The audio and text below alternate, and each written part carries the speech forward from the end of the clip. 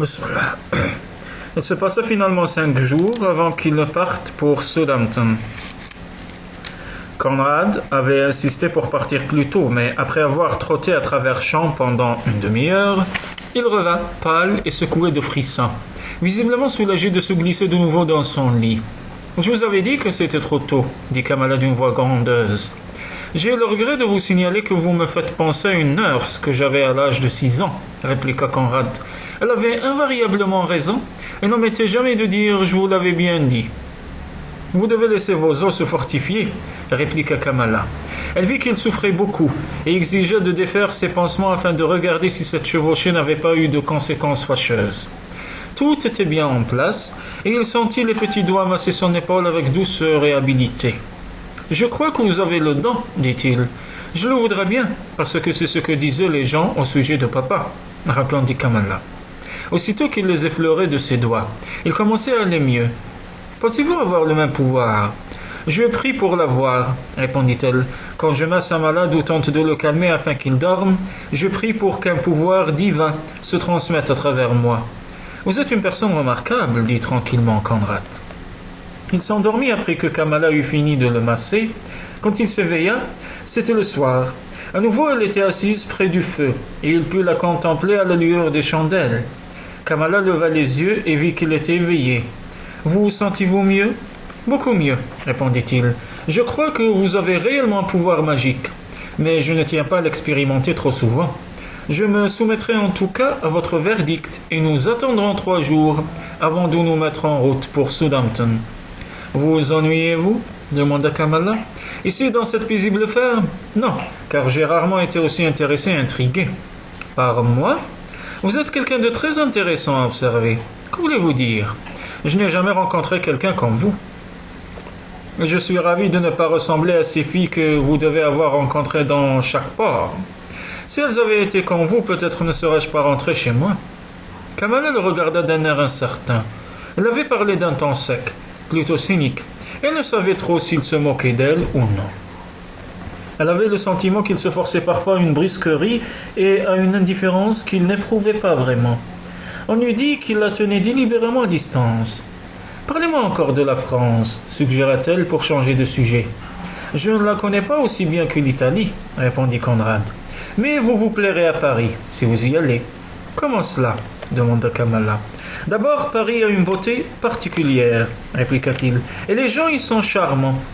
Ils sont courtois, désireux de plaire, et aiment la vie plus qu'aucun autre peuple au monde. » « Je pensais que tout cela avait disparu avec la Révolution, » dit Kamala. « Les révolutions renversent peut-être les rois, » répondit Conrad, « mais elles ne peuvent changer l'âme d'un peuple. » « En effet, et cela a été prouvé tout au long de l'histoire, » acquiesça Kamala. « C'est extraordinaire, pensait-il, comme elle est intelligente, et comme elle connaît bien les coutumes et les caractéristiques de toutes les nations de la terre. »« Comment savez-vous tout cela ?» lui demanda-t-il un jour alors qu'ils discutaient de l'Orient, et qu'il s'était aperçu qu'elle possédait une connaissance très approfondie du bouddhisme. Kamala sourit. Papa disait toujours que si nous ne pouvons pas voyager physiquement, nous pouvons au moins le faire en esprit. Vous avez dû lire beaucoup. J'ai lu chaque fois que l'occasion m'en était donnée, répondit Kamala. Il y eut une note d'amertume dans sa voix. Elle pensait à la façon dont son oncle, Marc, lui avait supprimé les livres. Il lui disait continuellement que si elle avait du temps libre, elle ferait bien de coudre. Comme s'il comprenait son ressentiment, Conrad dit « Maintenant que vous êtes délivré de votre oncle, vous serez en mesure de lire quand vous le désirerez. Pensez-vous que votre tante ait une vaste bibliothèque ? » « Je ne sais pas. »« Au moins, elle ne vous empêchera pas de lire. »« J'espère que non. Vous n'en avez pas l'air très sûr. Peut-être n'avez-vous pas vu cette tante depuis des années ? » Non. »« Et si vous n'êtes pas heureuse avec elle, que ferez-vous ? » « Je suis sûr que tout ira bien dès que je serai en France, » répondit Kamala. Elle mourait d'envie de lui avouer qu'elle n'avait pas de tante, mais il avait été si choqué déjà d'apprendre qu'elle voyageait seule, qu'elle craignait, s'il découvrait qu'elle ne connaissait personne en France, qu'il ne l'oblige à retourner chez son oncle. Ce était pour lui la seule solution. C'est pourquoi en aucun cas elle ne lui avouerait la vérité. Elle lui dirait au revoir à Southampton et il partirait persuadé qu'elle serait en de bonnes mains dès qu'elle aurait traversé la Manche. Cependant, elle haïssait toute forme de mensonge. Il avait été si bon, si compréhensif, et elle savait qu'elle pouvait lui faire confiance. Lui avait fait un compliment un jour, lui avait dit qu'elle était jolie, mais avec tant de délicatesse qu'il ne l'avait pas effrayée, et elle avait été heureuse de l'entendre parler ainsi. « J'ai de la chance, beaucoup de chance, se disait Kamala, presque chaque soir en se couchant. » Elle n'était pas innocente au point d'ignorer qu'en de pareilles relations avec un étranger, elle aurait pu se trouver en difficulté, pour ne pas dire dans une situation odieuse. En tout cas, personne n'aurait pu montrer plus de considération, plus d'égard que Conrad Verian ne l'avait fait. Elle avait connu peu d'hommes, mais ceux qui, au château, avaient recherché sa compagnie s'étaient montrés les uns importants, les autres grossiers. Elle pensa au général Warrington, elle imaginait sans peine quelle eût été sa conduite en pareille circonstance. Elle ne s'y connaissait guère en ce domaine, mais elle se rendait compte que pour beaucoup d'hommes, une femme était un jouet, un sport, une créature que l'on traque comme une proie. Conrad Verian était différent. Il était indéniablement viril et pourtant, il pouvait se montrer doux et compréhensif, plein de considération et de bonté. « C'est vraiment quelqu'un de merveilleux », murmura Kamala pour elle-même. Ce fut 5 jours plus tard que, finalement, Conrad décida de leur départ. Kamala arriva dans la cour au moment où Conrad était en train de seller les chevaux. Il vit qu'elle portait dans le châle roulé tout ce qu'elle possédait et qu'elle était vêtue d'un costume d'Amazone et d'une blouse de mousseline bleue. « N'avez-vous pas de manteau ?» demanda-t-il. Elle secoua la tête. « Il m'était impossible d'en emporter un. Eh bien, nous en achèterons un dans la première ville que nous traverserons, dit-il presque durement. Tu t'iras bien. » Kamala pensait à la dépense. Elle s'était déjà séparée de quelques-unes de ses précieuses pièces pour régler Madame Hayward. Elle avait même eu une discussion à ce sujet avec Conrad. « Je paierai ce qui est dû, avait-il dit la nuit précédente. « Je paierai ma part, avait répliqué Kamala. « Je ne le permettrai pas. Vous êtes resté ici uniquement à cause de moi, répondit-il. Si je n'avais pas été cloué au lit, vous auriez déjà atteint Southampton. » Tout de même, dit Kamala, je ne peux pas permettre à un étranger de payer mes repas et mon logement. Vous êtes bien conventionnel, dit-il avec un sourire. En réalité, il est un peu tard pour vous montrer si col est monté. Après notre séjour ici, en été, que frères et sœurs. De plus, Madame Hayward trouverait étrange que nous réglions séparément nos comptes. Kamala dut se rendre à cet argument. Eh bien, je vous donnerai ce que je dois et vous la paierez pour nous deux. Faut-il que vous m'infligiez une humiliation demanda Conrad. Un homme doit toujours payer pour une femme. Ou dois-je dire un monsieur pour une dame? Kamala le regarda un instant, puis elle dit Quand vous serez à Southampton, qu'avez-vous l'intention de faire? Trouver un bateau. Parce que vous avez besoin d'argent? Si vous tenez à le savoir, répliqua-t-il, il me faut trouver du travail et vite. Je m'en doutais, dit Kamala. Puisque nous sommes pauvres tous les deux, vous allez oublier votre orgueil et je paierai ma part. Il rit puis demanda Dites-moi franchement, Kamala, avez-vous assez d'argent pour atteindre la France? J'ai 25 livres, répondit Kamala, et en arrivant à Southampton, je vendrai Rollo. Vous n'êtes donc pas sans le sou, dit Conrad, un accent de soulagement dans la voix. Il prit les 2 souverains que Kamala lui tendait. Je pense, dit-elle avec hésitation, que nous ne pouvons donner moins à Madame Hayward. Qu'en pensez-vous? Je pense qu'elle sera ravie si nous lui donnons 4 guinées pour le temps que nous avons passé ici, répondit Conrad. Il ne se trompait pas. Madame Hayward fut ravie de recevoir une somme si généreuse, et ils quittèrent la ferme accompagnés de toutes sortes de bénédictions. Il vous faut un manteau non seulement pour le voyage à cheval, dit Conrad, tandis que le vent maltraitait la blanche chevelure de Kamala, mais aussi pour traverser la Manche. Il fera extrêmement froid, et peut-être la mer sera-t-elle forte. Avez-vous le pied marin? Je n'ai encore jamais pris la mer, répondit Kamala. De ce que j'espère, c'est ne pas avoir le mal de mer. Êtes-vous parfois malade? Comme Nelson, si le bateau tangue ou roule anormalement, j'ai un peu mal au cœur en quittant le port, répondit Conrad. Mais généralement, lors d'une tempête, on est mobilisé. Il faut s'occuper des voiles et faire une foule de choses, si bien que l'on n'a pas le temps de penser à soi. Ne pas penser à soi, voilà la bonne réponse à toutes les maladies, dit Kamala. C'est pourquoi les enfants se remettent beaucoup plus vite que les adultes. Il était difficile de parler, car Conrad était pressé d'arriver au prochain village. Ce n'était qu'une petite bourgade, mais il trouva un magasin de vêtements et insista pour que Kamala achetât un épais manteau de laine muni d'une capuche. Elle était un peu déçue, qu'il n'y ait pas beaucoup de choix et que le seul manteau suffisamment confortable et chaud pour être approuvé par Conrad fut noir. Elle eût aimé en acheter un bleu ou un rouge, quelque chose qui égayât ce jour d'hiver. Mais Conrad les écarta tous, les trouvant trop légers, peu adaptés aux circonstances. Elle dut donc se conformer à son choix et s'enveloppa dans la mante sombre. « J'ai un peu l'air d'un inquisiteur espagnol, dit-elle, rieuse lorsqu'elle fut de nouveau en selle. Elle n'imaginait pas à quel point ce vêtement noir rehaussait sa beauté, accentuant la blancheur de sa peau et l'éclat de ses yeux bleus. Je suis sûr que les tortures que vous infligeriez à vos victimes seraient pires, dit sèchement Conrad. Elle ne comprit pas très bien ce qu'il entendait par là.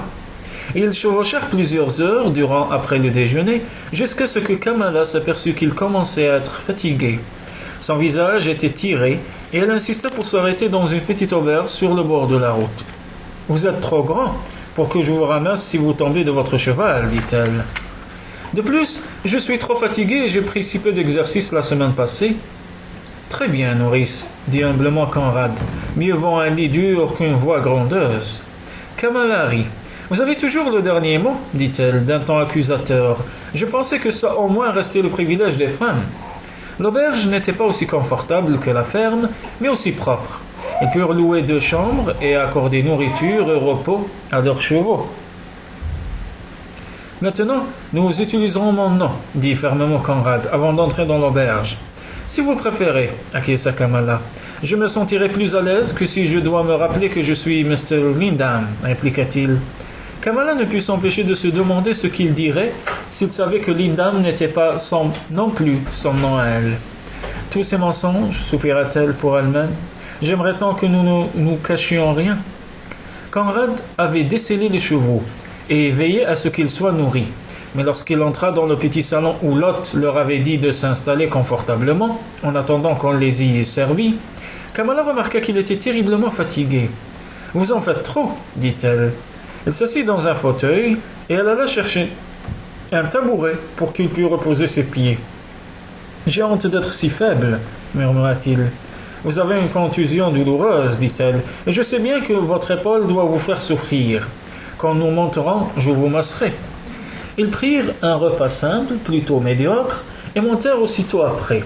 Conrad avait ordonné que l'on fît du feu dans les 2 chambres, et cette fois, il exigea que Kamala prît la plus vaste. « Il est temps que je cesse de jouer les invalides, dit-il. Je ne me suis laissé dorloter que trop longtemps. »« Je suis sûr que vous aimez être dorloté, dit Kamala avec un sourire. Enlevez votre manteau et asseyez-vous sur cette chaise basse. » Elle pensa un instant qu'il l'allait refuser, mais il était fatigué et il obéit. Il déboutonna sa chemise, elle dégagea son épaule gauche et se mit à le masser comme elle l'avait fait auparavant. « Cela va mieux, beaucoup mieux, dit-il. » Elle continuait ses mouvements, priant Dieu de faire en sorte qu'il soit bientôt fort et valide. Elle ne pensait pas à elle-même, et c'est avec surprise qu'elle sentit Conrad poser sa main sur la sienne. « Vous ai-je jamais remercié de tout ce que vous avez fait pour moi ?»« Mais oui, dit-elle, votre épaule va-t-elle mieux maintenant ? Je n'ai plus mal. Eh bien, il est temps d'aller au lit. Nous serons en mesure de faire du chemin demain. » Il enleva la main qu'elle avait posée sur son épaule, et tournant la tête, il y posa ses lèvres. Elle sursauta. Puis comme cette bouche était chaude, ferme et d'une certaine façon possessive, elle sentit une rougeur envahir ses joues. Elle esquissa un mouvement pour se libérer, il la laissa aller immédiatement et se remit debout. « Vite au lit, Kamala, dit-il, dormez bien. »« C'est ce que je vais faire, répliqua-t-elle. Ce vent est très fatigant. Bonne nuit, Conrad. Bonne nuit, Kamala. » Elle ne le regarda pas, intimidée par ce qu'il avait embrassé sa main. Puis, lorsqu'il atteignit la porte, elle l'entendit dire « J'aimerais savoir vous dire merci, mais les mots me manquent. Je ne suis pas poète. » Une fois au lit, elle ne put dormir. « Qu'entend-il » se demanda-t-elle par « Je ne suis pas poète ». Voulait-il dire par là qu'il y avait en elle quelque chose de poétique ? Il eût aimé qu'il pensât à elle comme à quelque nymphe légère sortant d'un lac dans la brume matinale ou dansant à la lueur de la lune. Elle soupira.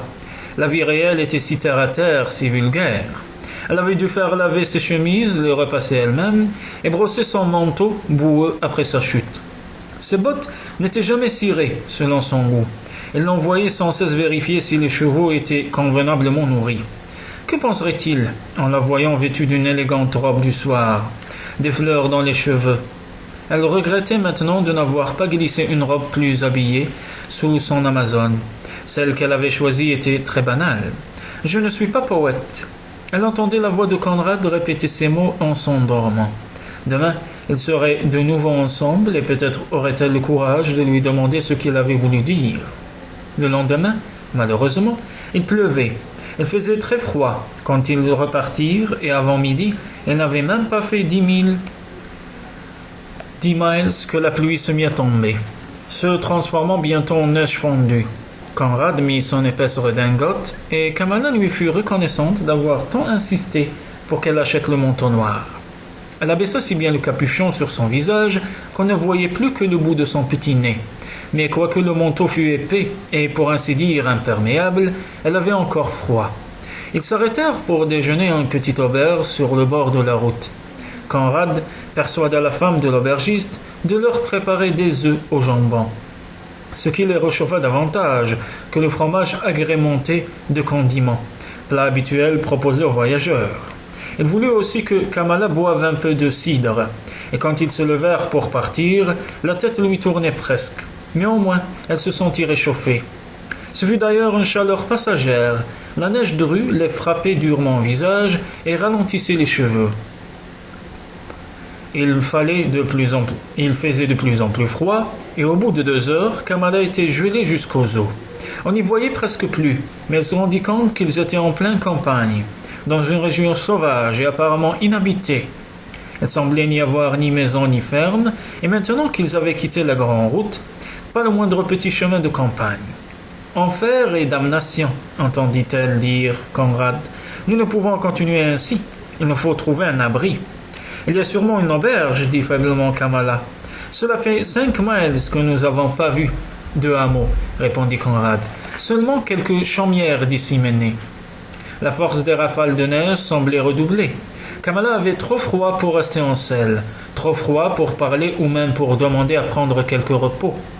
C'est alors que Conrad se pencha en avant et, prenant Rollo par la bride, le fit tourner vivement à droite. « Je vois quelque chose là-bas, dit-il. Allons voir ce que c'est. » C'était une vieille grange, croulante, presque en ruine. Lorsque Conrad poussa les portes à demi sorties de leurs gants pour mettre les chevaux à l'abri de la tempête de neige, ils constatèrent qu'elle était encore à moitié remplie de foin. « C'est mieux que rien, dit Conrad, à contre-cœur, et sa voix résonna de manière inquiétante sous les poutres. Il y avait une ouverture à l'autre extrémité. Elle traversa la grange et disparut. Un instant plus tard, Kamala l'entendit appeler. « Venez voir, nous avons de la chance. » Kamala le rejoignit, elle marchait avec raideur, ses jambes lui obéissant à peine. Elle se trouva dans ce qui avait dû être autrefois une chaumière, guère plus grande qu'une hutte, et ne comportant qu'une seule pièce. Des planches étaient clouées, bouchant les fenêtres, et la porte donnant sur l'extérieur était fermée à clé. Mais ils trouvèrent une cheminée rudimentaire, des cendres et quelques morceaux de bois sec éparpillés, comme si l'endroit avait été récemment utilisé par des voyageurs ou peut-être des vagabonds. « Je vais faire du feu, dit Conrad. Avez-vous très froid ?»« Je gèle, réussit à dire Kamala, claquant des dents. Elle avait trop froid pour enlever son manteau mouillé, elle ne sentait même plus ses mains. Elle retourna dans la grange pour s'asseoir dans le foin. Elle savait qu'elle aurait dû aider Conrad, mais elle était trop engourdie, même pour penser. Les chevaux étaient en train de manger du foin non loin d'elle. Kamala ferma les yeux. Elle les rouvrit en sentant que Conrad essayait de la mettre debout. « Allons, venez, disait-il, j'ai fait une flambée. » Elle était si raide et engourdie qu'il dut presque la porter près de l'âtre. Elle vit qu'il avait empilé du foin pour qu'elle pût s'asseoir. « Prenons garde que le foin ne prenne pas feu. Ce serait fâcheux.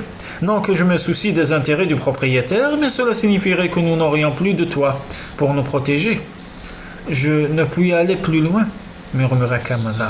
« Je n'avais pas du tout l'intention de vous le demander, » répondit-il. « J'aurais même dû m'arrêter 1 heure plus tôt.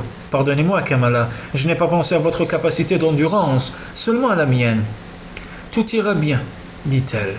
Se rendant compte qu'elle était trop épuisée pour la faire elle-même, elle lui retira ses gants, puis il effleura son capuchon et les manches de son costume d'Amazone. « Il vous faut enlever votre manteau, dit-il, il est trop mouillé. » Il toucha le bas de sa jupe, Elle est trempée aussi, dit-il. Enlevez-la, et je vais la suspendre près du feu. Il lui retira son manteau en disant ces mots, puis il se rendit compte que Kamala le regardait surprise et choquée. Je ne puis ôter ma jupe, dit-elle, pas devant vous. Vous avez des jupons en dessous, répliqua-t-il. Rappelez-vous, Kamala, que je suis votre frère. Elle ne répondit rien, et au bout d'un instant, il ajouta, vous m'avez vu à moitié nu. Vous m'avez massé l'épaule. Est-ce vraiment si répréhensible de vous demander d'ôter une jupe mouillée que, si je ne le fais pas sécher, vous vaudra sans aucun doute un rhume sinon pire? Cela me semble quelque peu différent, dit Kamala à voix basse. Elle lui sourit comme à un enfant. Je ne regarderai pas et je vais aller chercher du foin lorsque vous vous serez dévêtus, aussi peu que possible. Je vous suggère de vous installer et de vous recouvrir de ce foin. Sa voix était rieuse et Kamala demanda « Pensez-vous que je suis très prude ?»« Je pense que lorsque l'on a aussi froid, on a peine à parler raisonnablement, » répondit-il. « Je ne tiens pas à vous voir malade. Sachez que je suis bien loin d'être une infirmière aussi habile que vous. De plus, j'ai horreur de la maladie. » Kamala eut un petit rire étouffé. Puis, lorsqu'il lui tourna le dos pour installer devant le feu son manteau et sa propre redingote, elle fit glisser sa jupe. Celle-ci n'était mouillée que jusqu'aux genoux. Mais Kamala savait bien que Conrad avait raison. Si elle la gardait toute la nuit, l'humidité provoquerait indubitablement un rhume, sinon de la fièvre. Heureusement, ses bottes de cheval avaient gardé ses pieds au sec. Elle posa sa jupe mouillée sur le sol, s'assit et recouvrit ce jupon blanc d'une brassée de foin. « Êtes-vous décente » demanda Conrad. « Oui » répondit Kamala. « Êtes-vous en train de vous moquer de moi ?»« Je ne rirai jamais méchamment de vous » dit-il de sa voix grave. En disant ces mots, elle se retourna et elle leva les yeux vers son regard sombre. « Je sais que vous me trouvez très sotte. Un jour, je vous dirai ce que je pense de vous, » répondit-il. « Mais pas maintenant. Nous avons tous deux trop froid et trop faim. » Maintenant qu'il y faisait allusion, Kamala se rendait compte qu'elle avait vraiment très faim. « Si j'avais un minimum de bon sens, » continua Conrad d'un ton irrité, « j'aurais acheté quelques provisions lorsque nous nous sommes arrêtés pour déjeuner. Mais je croyais que nous trouverions facilement une auberge. Je ne pensais pas que le temps se gâterait à ce point. » Tout en disant ces mots, il était retourné dans la grange et un instant plus tard, il revint tenant quelque chose dans ses mains. « Ce ne sera sans doute pas un festin digne de Lucullus, dit-il, mais j'ai trouvé des pommes de terre. Nous allons les faire cuire sous la cendre. Cela calmera en moins nos crampes les plus aiguës. Quand j'étais enfant, je faisais souvent cuire ainsi des pommes de terre, dit Kamala. Elles avaient toujours un goût délicieux. Espérons que celles-ci seront aussi bonnes. Elles avaient si faim que les pommes de terre semblèrent à Kamala meilleures encore que celles de son enfance. J'aurais dû emporter un peu d'eau de vie, dit Conrad, étendu sur le foin à côté de Kamala. Si vous faites une liste de tout ce que nous aurions dû emporter, vous remplirez un gros registre, répliqua-t-elle. Je me suis rappelé des douzaines de choses indispensables que j'ai oublié de prendre lorsque je me suis enfui. Quoi, par exemple? Demanda-t-il. Des mouchoirs, une écharpe, des bas plus épais, des dizaines de choses, mais comme disait ma nurse, ce à quoi l'on ne peut remédier, il nous faut l'endurer. Conrad rit et se leva pour animer le feu. Remercions le ciel. S'il n'y avait pas eu de bois ici, j'aurais été obligé de sortir pour en ramasser. J'espère seulement qu'il y en aura assez pour la nuit. Il considéra les bûches d'un air dubitatif, puis poussa une exclamation. Il se rendit dans la grange et revint avec une grosse poutre de chêne qui avait autrefois soutenu le toit. « Je l'avais remarqué en entrant, » dit Conrad. « Elle brûlera lentement et donnera de la chaleur pendant que nous dormirons. » On dirait qu'il fait de plus en plus froid. Kamala frissonnait en disant ces mots, et Conrad tendit la main pour voir si son manteau était sec. Mais l'humidité avait pénétré profondément dans la laine. Elle alla chercher du foin dans la grange et l'entassa autour de la jeune fille de façon à la couvrir presque entièrement. « Ce n'est pas vraiment un joli couvre-lit, dit-il, mais je crois que vous le trouverez efficace. »« Je suis sûr que ce sera très bien, » dit-elle bravement. Les rafales augmentaient de puissance et le vent soufflait maintenant si fort que Kamala craignit de voir le toit emporté. Mais la petite maison devait avoir résisté à d'autres tempêtes, et bien qu'à une extrémité de la pièce, la pluie traversa le toit.